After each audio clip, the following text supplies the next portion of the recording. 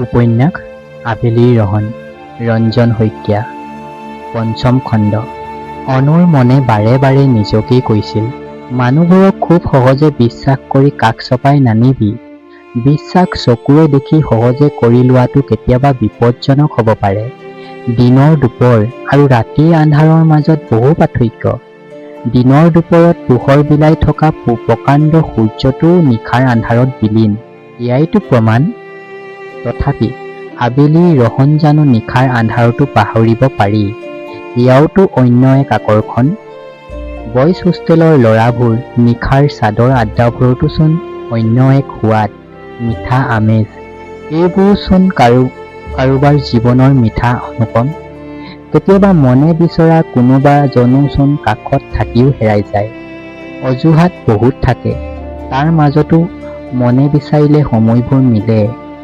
নিজৰ প্ৰিয়জন কাষত থকাৰ পাছতো অন্য কাৰোবাৰ প্ৰতি দুৰ্বলতা, এয়া জানো ভালপোৱাজনৰ প্ৰতি ঘোৰ অন্যায় নহয়নে? অনুৰাধা, গ্ৰীণ ফাইলটো হাতত দিয়াচোন। ৰ'ব ছাৰ, মই আপোনাক দিছোঁ। তাই সেউজীয়া ৰঙৰ নথি পত্ৰৰ ফাইলটো আগবঢ়াই দিছে।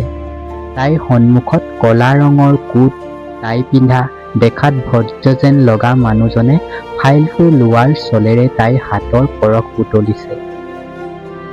এনেকৈনো কাৰোবাৰ হাতৰ পৰশ ল'ব বিচাৰেনে? সন্মানবোৰ কেনেকৈ ৰাখিম? বিশ্বাসবোৰ ৰাখিম ক'ত? হতভাগ। এটা শেষ নোহোৱা কাহিনী কেনেকৈ প্ৰকাশ কৰিম? আৰু ফুটপাতৰ আবেলি, তাইতো তেনেই সাধাৰণ। এটা সপোনৰ পম খেদি দিঠকৰ পথ বিচাৰি, ইমান যে বুকুত আশা। পৃথিৱীখন সলনি হ'বলৈ সময় নাই, বহুবোৰ সলনি হৈ পৰিল। ক্ষণিকৰ বাবেই জীৱনৰ কলা অধ্যায় কিয় পাতনি মেলে? আজি সোমবাৰ, তুমি ব্ৰত ৰাখিছা নেকি? হয়, ৰাখিছোঁ। ব্ৰত ৰাখি বিশ্বাস জীয়াব পাৰিবানে? বিশ্বাস আছে বাবেইতো ব্ৰত ৰাখিছোঁ। মোৰ গভীৰ বিশ্বাস, এদিন নিশ্চয় সফল হ'ম। আচ্ছা। তাইৰ সন্মুখৰ মানুহজনে যেন তাইৰ কথাত বৰ ৰস পাইছে, হাঁহিছে, এটা নুবুজা হাঁহি। কিয় মানুহবোৰ এনে প্ৰকৃতিৰ? অৰ্থ নোহোৱা হাঁহি। কাৰোবাৰ বিশ্বাসৰ ওপৰত কোনোবাই হাঁহি এনেকৈ ভেঙুচালি কৰাটো তাই অলপো ভাল নাপায়।